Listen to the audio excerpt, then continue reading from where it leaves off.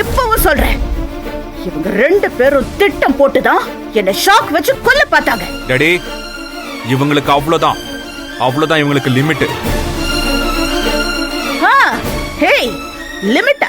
எனக்கு லிமிட் பத்தி சொல்றியா நீ? என்னடா பண்ணுவ?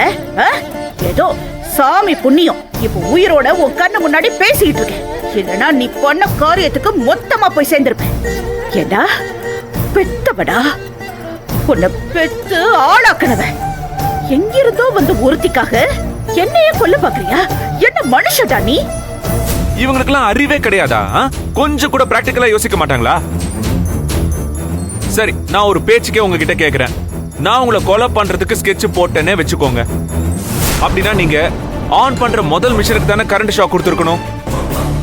அதுல ஷாக் அடிச்சிச்சா? இல்ல, ஷாக் அடிச்சது எதுல உங்களுக்கு? நந்தினி ஆன் பண்றதா இருந்த இன்னொரு மிஷின்ல, கரெக்டா? அந்த மிஷினை நீங்க ஆன் பண்ற மாதிரி நம்ம பிளான்லயே இல்லையே. யாராச்சும் உங்களை கூட்டு போனாங்களா? இல்ல யாராச்சும் உங்களை போய் ஆன் பண்ண சொன்னாங்களா? இல்லையே. திடீர்னு நீங்களே ஓடி வந்து கைய வச்சீங்க, ஷாக் அடிச்சிருச்சு. சரி, ஒருவேளை நீங்க வரலனா அந்த மெஷினை ஆன் பண்ண போக வேண்டியது நந்தினி. அவளுக்கு தானே ஷாக் அடிச்சிருக்கும்.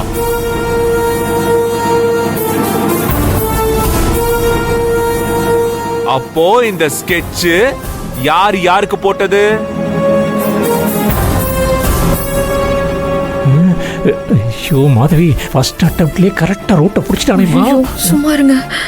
நந்தினி தான் ஆன் பண்ண போறான்னு தெரிஞ்சோம் அந்த மிஷனுக்கு நான் எப்படி ஷாக் கொடுப்பேன்? நீங்க பேசினபடியே பார்த்தாலும் ஏதாச்சும் 1% லாஜிக் இருக்கா? சரி, இப்ப நான் அதே கேள்வியை திரும்ப கேட்கவா? ஏன் பொண்டாட்டி சாகணும்னு நீங்க தான் அந்த 2வது மிஷன்ல கரண்ட் ஷாக் கொடுத்து வச்சிருக்கீங்க. இது எல்லாமே உங்களோட வேலை மட்டும்தான். சூர்யா, என்னடா பேசுற நீ? புரியணும் இல்ல டாடி? இப்ப புரியுதா? இப்ப உரைக்குதா இவங்களுக்கு? என்னையும் நந்தினியும் சொல்லும் போது எங்களுக்கும் இப்படித்தானே இருந்திருக்கும். இன்னொரு விஷயம் சொல்றேன், நான் 100% உறுதியாவே சொல்றேன். அந்த கரண்ட் ஷாக்கு ஏன் பொண்டாட்டிய டார்கெட் பண்ணி வச்சதுதான். இந்த வீட்ல நந்தினியை எதிரியா பாக்குறது நீங்களும் உங்க பொண்ணுங்களும் தானே. ஒண்ணு நீங்க அவங்களோட சேர்ந்து செஞ்சிருக்கணும், இல்ல உங்க பொண்ணுங்க மட்டும் இத தனியா பண்ணிருக்கணும்.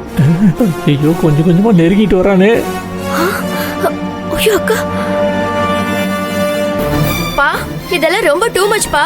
இவ்ளோ நாள் அவனோட பொண்டாட்டி என்ன பண்ணாலும் அதுக்கு சப்போர்ட் பண்ணிட்டு இப்போ என் மேல கொலைப்படி சொல்ற அளவுக்கு வந்துட்டியா நீ? என்னக்கா இதெல்லாம்? ஏய் சூர்யா, பார்த்து பேசு.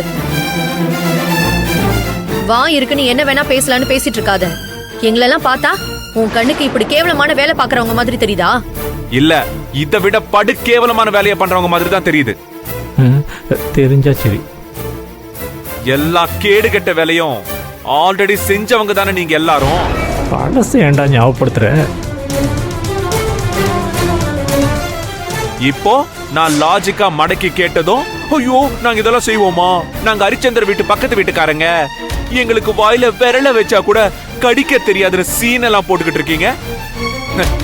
நீங்கெல்லாம் யாரு? உங்க மனசுல என்ன ஓடுது? நீங்கெல்லாம் எப்படி யோசிப்பீங்கன்னு எனக்கு நல்லா தெரியும். மா பாருங்கம்மா, அவன் எப்படி பேசுறான்னு. அங்க சுத்தி இங்க சுத்தி கடைசியில நம்ம மேலே கொலைப்பழிய தூக்கி போடுறான். என்ன மாப்பிள்ள இது இப்படி அபாண்டமா பழிய போடுறிய? நாங்களாம் சத்தியவான் சாவித்திரி மாப்பிள்ள, எங்களை போய். நீ எல்லாம் பேசாத. நாளைக்கு மொத சூப்பே உனக்கு தான். போதும். டேய், இங்க பாரு, எப்ப இந்த அளவுக்கு போயிட்டியோ, அதுவும் இந்த வேலைக்காரிக்காக என்ன கொல்ல பாத்தியே, இப்ப சொல்றேன்டா.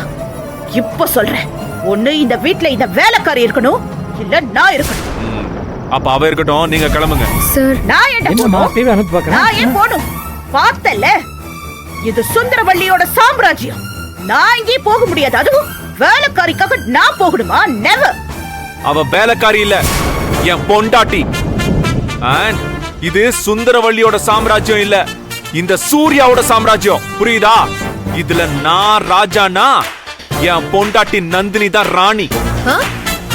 நீங்க 2 பேரும் ராஜா ராணினா அப்ப நாங்களா என்ன இந்த வீட்டு வேலைக்காரங்களா? அதெல்லாம் எனக்கு தெரியாது. அத பத்தி எனக்கு கவலையும் இல்ல. ஆனா இது என்னோட வீடு. நந்தினி என்னோட பொண்டாட்டி. அவளை இங்க இருந்து வெளியே போக சொல்றதுக்கு யாருக்குமே இங்க அதிகாரம் கிடையாது.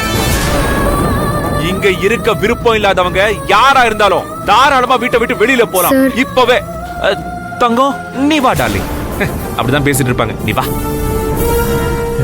இனி நம்ம மா. ரோடு தானா? பாத்தீங்களாமா அவனுக்கு எவ்வளவு திமிரு பாத்தீங்களாமா? மாதவி, நேத்து வந்தவளுக்காக நம்ம எல்லாரையும் வீட்டு விட்டு வெளியில போக சொல்றான். ஏய், தேவையில்லாம அவளை ஏத்தி விடுறதே நீங்க தான். வாய முடிட்டு உள்ள போங்க. போங்கன்னு ரொம்ப தாண்டி சொல்றேன்ல. பிரச்சனை. மாமா வா. கரெக்டா பேசியிருக்காரு. மாமா உள்ள போவோம். என்ன போங்கப்பா. பேச்சு பேசுறா? முரளி, ஏங்க நிக்கிற? வா வா, பேசிக்கலாம். வா வா.